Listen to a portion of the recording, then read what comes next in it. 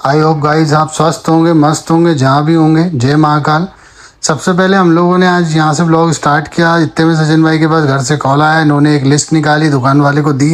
इतने मैंने सचिन भाई से कहा, सचिन भाई पहले 2 जूस ले लो, गर्मी बहुत ज़्यादा हो रही है। हमने 2 जूस के पैकेट लिए, फिर मुझे याद आया कि मुझे बाबू के लिए एक दूध का पैकेट भी लेना है। मैंने एक दूध का पैकेट दुकान वाले गाइस। फिर रात शोरे के ताऊ जी जो है वो 11:30 बजे आए दुकान से अपनी। आते उन्होंने शौर्य को खिलाया, क्योंकि शौर्य भी शौर्य की है, वो भी एक टाइगर की तरह बिल्कुल लगा हुआ है, चौकन्ना है बिल्कुल। उसको पता है कि मुझे रात में सोना नहीं है, और वो रात में बिल्कुल सोता नहीं है। वो पूरे मज़े लेता है, ताऊ जी के आने का वेट करता है। ताऊ जी आए, फिर ताऊ जी ने अपनी ताई जी को भी दिखाया कि देखो शौर्य अभी जगा हुआ है। The next day. तो गाइस आप जहाँ भी होंगे स्वस्थ होंगे, मस्त होंगे, और आई होप आप लोग भी बारिश के पूरे मज़े ले रहे होंगे, जैसा आज हम लोग भी मज़े ले रहे हैं यहाँ पर। आज ब्लॉग की शुरुआत हो रही है अनुराग कोचिंग क्लासेस से, क्योंकि आज बारिश के चक्कर में हम लोग घूमने ही नहीं जा पाए। और दूसरा, अभी मौसम ऐसा हो गया है गाइस कि मतलब अभी ऐसा लग रहा है जैसे रात हो रही हो। मतलब अभी 7 बज रहे हैं, आप घड़ी पे भी देख सकते हैं, लेकिन मौसम ऐसा हो गया है कि अभी बता नहीं सकते आप। बाकी आगे के फिर ब्लॉग मैं में सीधे आपको आगे भागता हुआ क्या छत की देखना है। तरफ गया। छत पे मैंने देखा कि बारिश हो रही है, धूप भी निकल रही है और रेनबो भी दिख रहा है यहाँ पर। मैंने कहा तीनों के मज़े लिए, फिर मैं भी यहाँ नहाने लगा। मैंने कहा पहली बारिश है, इसका मौका क्यों छोड़ना। पहली बारिश बहुत ही मज़ेदार थी और एक सुहाना सा मौसम था, जो एक अच्छी मेमोरी बना रहा था। तो मैंने कहा इस मेमोरी को कैप्चर किया जाए और पूरे मज़े लिए जाएँ। गाइस फाइनली भोपाल में भी बारिश हो चुकी है। एक साइड देख सकते हैं आप, बादल हो रहे हैं, एक साइड से इंद्रधनुष निकल रहा है। और बारिश होना बहुत ज़रूरी थी भोपाल में, क्योंकि गर्मी से बहुत बुरा हाल था। कल नल भी नहीं आया और पूरे दिन पानी के लिए हम परेशान रहे। आज फाइनली बारिश का एक एहसास हो रहा है, बहुत सुकून दे रहा है ये चीज़। तो गाइस आप लोग भी बताएं, आपके यहाँ बारिश होना स्टार्ट हो गई है या अभी नहीं हुई है। देख सकते हो अब ये अभी टाइम 7 बज रहा है और मौसम ऐसा हो रहा है जैसे शाम हो गई हो। बहुत प्यारा मौसम हो गया है, थोड़ा ठंडा हो गया है, गर्मी से थोड़ी सी राहत है अब। आज शौर्य पूरा 3 मंथ का हो चुका है। इसकी चेहरे की खुशी से आपको दिख ही रहा होगा। लेकिन ये एक ऐसा बच्चा है जो किसी को परेशान नहीं करता है, अपने में मस्त रहता है, हंसता रहता है, खेलता रहता है। बस पापा से कहता है बात करो मुझसे।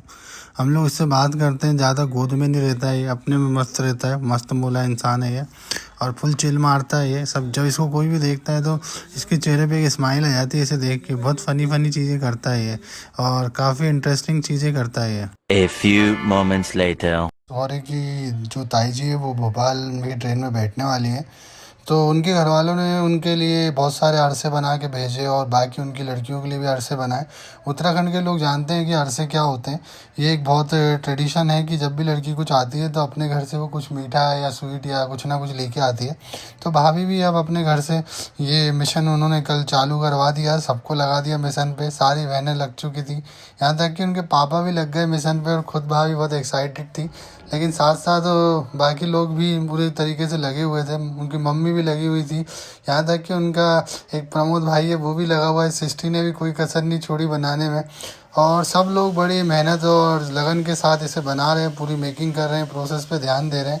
और इनका ये मानना होता है कि जब भी लड़की आए तो कुछ ना कुछ लेके जाए। आज शौर्य भैया 3 महीने के हो चुके हैं, इनकी फॉर्म में और मस्ती ख़त्म नहीं हो रही है। फुल एंजॉय में रहते हैं, इनको अपने आप में ही मज़ा आता है। बस इनको कोई चाहिए जो इनसे बात करे, बाकी किसी को परेशान नहीं करते हैं। ये अपनी धुन में रहते हैं, मस्त मोला रहते हैं।